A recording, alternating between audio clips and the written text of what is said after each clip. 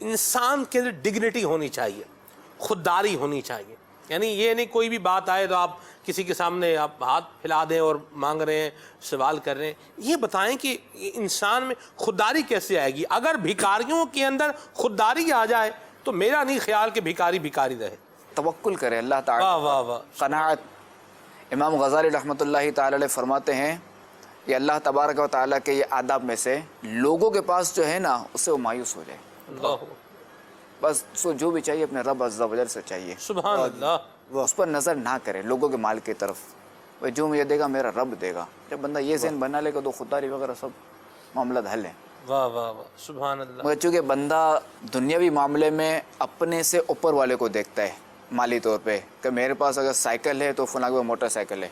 پیدل والا سائیکل والے کو دیکھے گا، سائیکل والا موٹر سائیکل کو، موٹر سائیکل والا کار والے کو، کار والا اچھے ماڈل والی کار کو، اچھے ماڈل والا اس سے اعلیٰ ماڈل والی کو، وہ پھر اس کو دو کاریں ہیں تو یوں پر آگے بڑھتا جاتا ہے سلسلہ. جبکہ نیکیوں میں جو ہے نا وہ اپنے سے نیچے والوں کو دیکھتے ہیں.